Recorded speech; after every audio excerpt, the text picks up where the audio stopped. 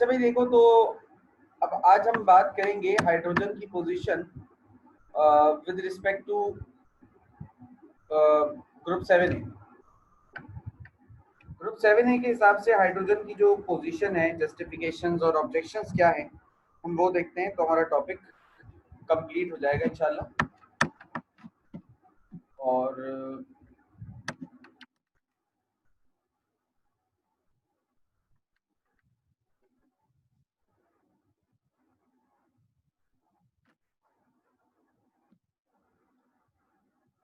तो आपके हिसाब से अगर ग्रुप 7A से मैं कंपेयर करना शुरू करूं position of hydrogen in periodic table, group 7A, अगर मैं इसको ग्रुप 7A से कंपेयर करना शुरू करूं तो सबसे पहले जस्टिफिकेशंस का कोई पॉइंट अगर आपके जहन में हो तो आप मुझे बताएं कि सर ये वजह है जो हाइड्रोजन और ग्रुप 7 के एलिमेंट्स में सर सिमिलैरिटी नजर आती है और इस वजह की बुनियाद पर हम इसे प्लेस कर सकते हैं यहाँ पर।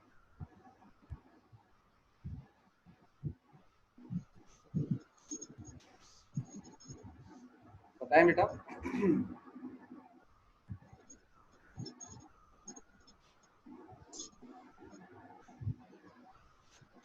बेटा आवाज आ रही है?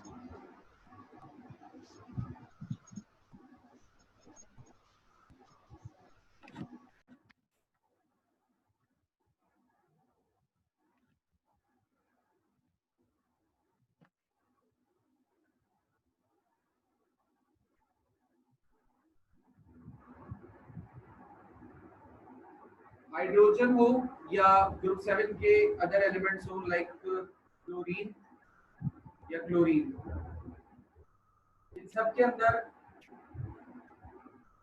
1 electron less than maximum capacity होता है।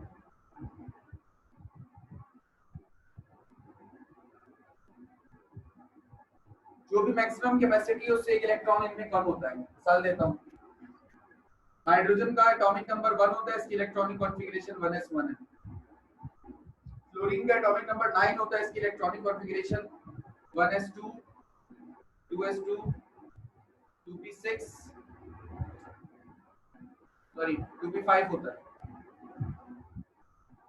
अब हाइड्रोजन के एक एटम को अगर मैं 1 इलेक्ट्रॉन प्रोवाइड कर दूं तो ये शेल स्टेबल हो जाएगा, s ऑर्बिटल में 2 इलेक्ट्रॉन आ। और अगर वही 1 इलेक्ट्रॉन मैं इस फ्लोरीन के एटम को प्रोवाइड कर दूं तो ये फ्लोरीन का एटम भी स्टेबल हो जाएगा। p ऑर्बिटल में p सब शेल में 6 इलेक्ट्रॉन आते हैं p ऑर्बिटल में, तो ये कंप्लीट हो जाएगा। इधर 1 इलेक्ट्रॉन आएगा तो ये कंप्लीट हो जाएगा, यानी कि 1 electron less than maximum capacity. जो मैक्सिमम इलेक्ट्रॉन कंटेन करने की कैपेसिटी होती है किसी भी ऑर्बिटल के, किसी भी एटम के ऑर्बिटल में, उस कैपेसिटी से 1 इलेक्ट्रॉन कम होता है हाइड्रोजन में भी और ग्रुप 7 के बाकी एलिमेंट्स में। पॉइंट क्लियर है? यस। दूसरा पॉइंट, हाइड्रोजन नॉन मेटल है और तकरीबन सारे हैलोजेंस भी नॉन मेटल्स होते हैं सिवाय एस्टेटीन के। यहाँ पे मैं लिख रहा हूँ एक्सेप्ट एस्टेटीन। एस्टेटीन जो है वो इस एलिमेंट हैलोजन फैमिली का आखिरी मेंबर है। फ्लोरीन, क्लोरीन, ब्रोमीन, आयोडीन और उसके बाद आता है एस्टेटीन। एस्टेटीन एक तो मेटलॉइड है और दूसरा रेडियोएक्टिव एलिमेंट है, और एस्टेटीन की कैरेक्टरिस्टिक्स बहुत ज्यादा बाकी एलिमेंट से मिलती जुलती नहीं है, यानी कि फ्लोरीन, क्लोरीन, ब्रोमीन और आयोडीन ये तो आपस में एक दूसरे से काफी ज्यादा मैच करते हैं। बट अगर मैं एस्टेटीन की बात करूं तो एस्टेटीन की प्रॉपर्टीज बहुत ज्यादा इन एलिमेंट्स में से मैच नहीं होती। रिकॉर्डिंग हो रही है, चेक करें।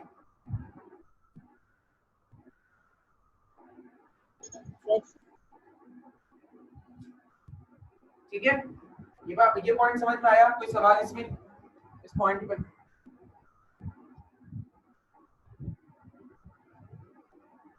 कोई सवाल इस पॉइंट में?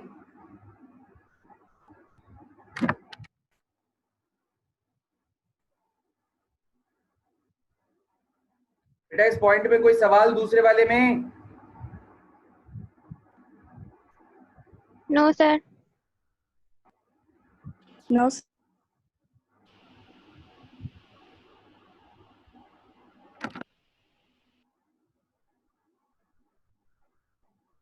पॉइंट,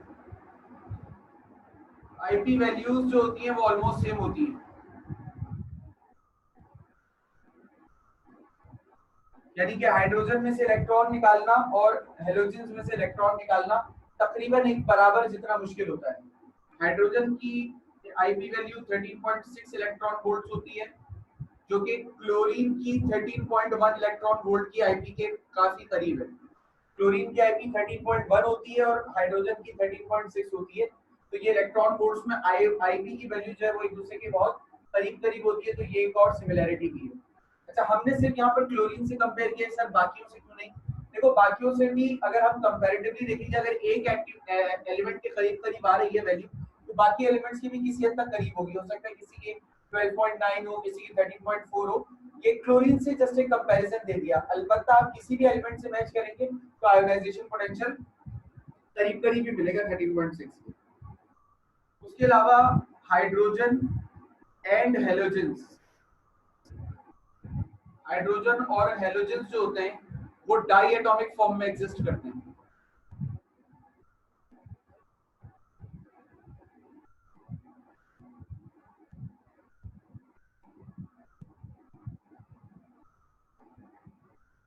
हाइड्रोजन और हेलोजन जो है वो हमेशा डाई एटॉमिक फॉर्म में एग्जिस्ट करते हैं। जैसे कि हाइड्रोजन को H2 लिखते हैं, सेम इसी तरीके से हेलोजेंस में F2, Cl2, Br2 या I2 लिखा जाता है।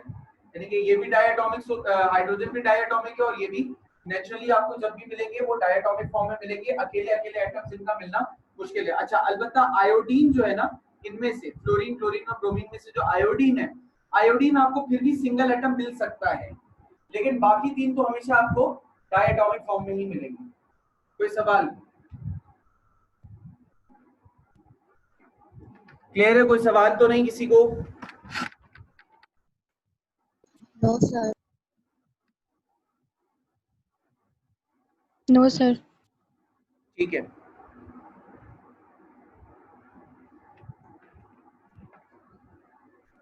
अब बात करेंगे इसकी ऑब्जेक्शंस की, कि ग्रुप 7 के ऊपर ऑब्जेक्शंस क्या क्या हैं। स्क्रीनशॉट लिया था?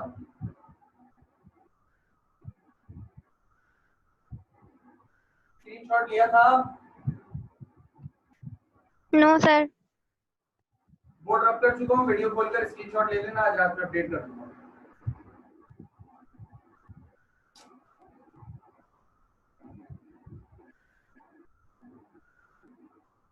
जब दिमाग खराब करोगे पढ़ाई के दौरान तो ऐसे ही होगा।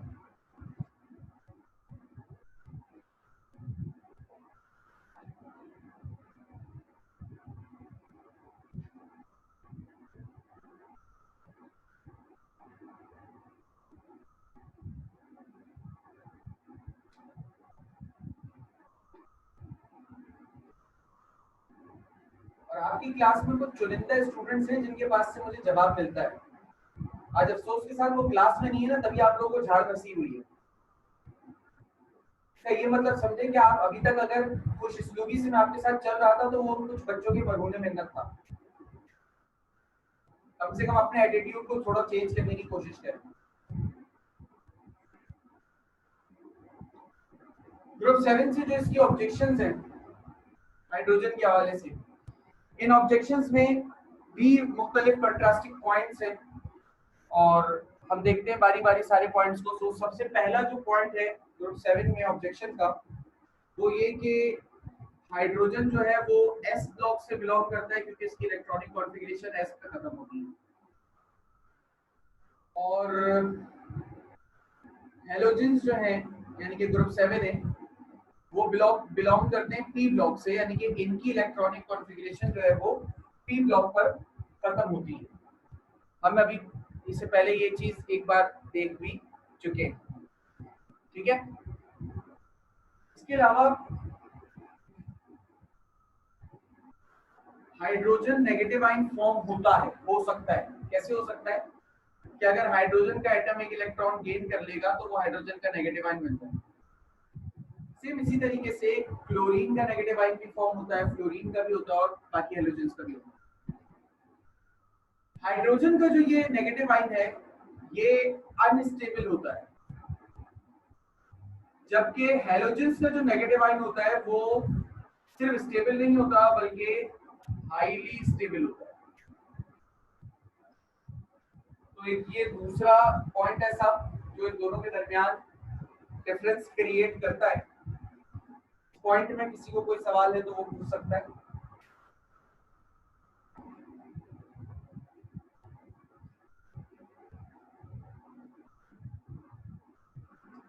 किसी को कोई सवाल है इस पॉइंट में, हाँ या नहीं? No sir. हाँ सर। हाँ या नहीं बोलने में तो मुझे नहीं लगता कोई मसला होगा। बाकी अगर कोई और सवाल कर लूं तो मुझे पता है यकीनन तुम लोगों के दिमाग की वर्जिश होगी, और दिमाग की वर्जिश सिर्फ फजूल कामों में ही आप लोग कर सकते हैं, अच्छे काम में तो कर नहीं सकते, मैं इस बात को जानता हूँ, लेकिन कम से कम हाँ या नहीं तो बोल सकते हैं।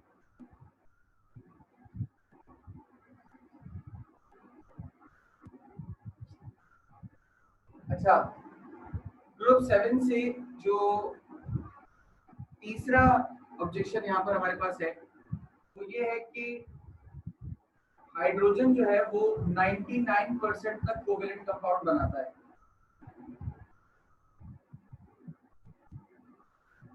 जबकि हैलोजेंस का सिलसिला कुछ अलग है। हैलोजेंस 50% आयोनिक बनाते हैं और 50% कोवेलेंट बनाते हैं, यानी कि half of the bonds are ionic and half of the bonds are covalent. Point में कोई परेशानी? अगर आप बॉन्डिंग थ्योरी को देखेंगे तो आपको ये चीज समझ में आ ही जाएगी।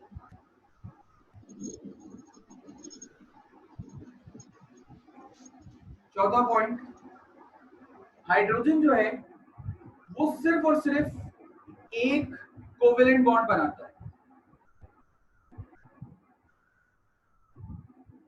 ठीक है, जबकि हैलोजेंस जो हैं यानी कि ग्रुप 7 के एलिमेंट्स ये एक कोवेलेंट बॉन्ड भी बना सकते हैं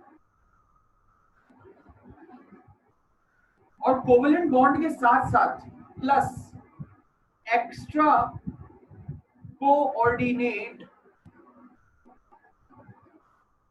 कोवेलेंट बॉन्ड भी बना सकते हैं।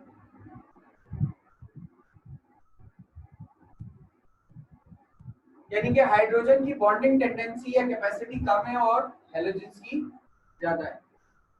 आखिरी पॉइंट, ऑक्साइड्स जो होते हैं हाइड्रोजन के ऑक्साइड्स न्यूट्रल होते हैं या एम्फोटेरिक होते हैं, एम्फोटेरिक नेचर के होते हैं, या आप इसको न्यूट्रल भी कंसीडर करते हैं, इसको न्यूट्रल ही ले लेते हैं, एम्फोटेरिक तो हो सकता है। ये न्यूट्रल होते हैं। तीन तरह की चीजें हैं हमारे पास, एसिड, बेस और न्यूट्रल। तो हाइड्रोजन के जो ऑक्साइड्स होते हैं वो न्यूट्रल होते हैं, यानी कि ना उनमें एसिड वाली खासियतें होती हैं ना उनमें बेस वाली खासियत होती है। अलबत्ता हैलोजेंस के जो ऑक्साइड्स हैं वो एसिडिक नेचर के होते हैं। मिसाल देता हूं, जैसे हाइड्रोजन का ऑक्साइड है वाटर, वाटर ना एसिडिक होता है ना बेसिक होता है, न्यूट्रल होता है। इस तरीके से हैलोजेंस का ऑक्साइड है क्लोरोक्स Cl2O7, तो वो जो ऑक्साइड है वो एसिडिक नेचर का होता है। आजकल वो दवाओं के बारे में भी चल रहा होगा, हाइड्रोक्लोरोक्विन और क्लोरोक्स का इस्तेमाल जो है वो एंटीवायरल और एंटीबैक्टीरियल जो हम क्लीनिंग करते हैं ना फर्श वगैरह की, उसमें भी किया जाता है, तो वो उसमें यही ऑक्साइड इस्तेमाल हुआ होता है हैलोजन यानी क्लोरीन का। कोई सवाल इस टॉपिक में या कंफ्यूजन किसी को तो वो पूछ ले।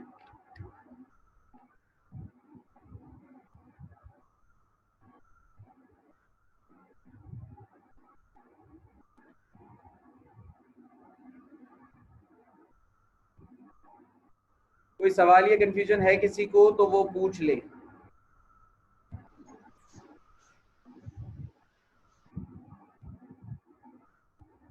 Is there any question? Yes or no? Sir hydrogen जो है वो इलेक्ट्रो पॉजिटिव जो है हाईली होता है या फिर लो पर होता है? बेटा इलेक्ट्रोपॉजिटिविटी का मतलब होता है टेंडेंसी ऑफ डोनेटिंग इलेक्ट्रॉन। किसी एटम के इलेक्ट्रॉन को डोनेट करने की जो सलाहियत होती है उसे कहते हैं इलेक्ट्रोपॉजिटिविटी। ठीक है, तो सर वो हाइड्रोजन कर सकता है? बेटा हाइड्रोजन करता तो है लेकिन हाइड्रोजन चाहता नहीं है करना। और हमने ये हेलोजेंस जो होते हैं हेलोजेंस वो तो हेलोजेंस तो हाईली हाईली। इलेक्ट्रोनेगेटिव होते हैं। अच्छा। वो हाईली इलेक्ट्रोनेगेटिव होते हैं, वो इलेक्ट्रॉन डोनेट करना चाहते ही नहीं, वो तो एक्सेप्ट करना चाहते हैं। हाइड्रोजन इलेक्ट्रॉन डोनेट कर सकता है, सही है, हाइड्रोजन इलेक्ट्रॉन डोनेट कर सकता है लेकिन करना चाहता नहीं है। और क्लोरीन या हेलोजन जो है वो तो मतलब हर सूरत चाहते ही हैं कि इलेक्ट्रॉन मिल जाए उनको। ठीक है, तो ये ऑब्जेक्शन में आ सकते हैं सर? ऑब्जेक्शंस में ग्रुप 7 के यस सर। डाल सकते हैं लेकिन एक एक्सेप्शनल केस है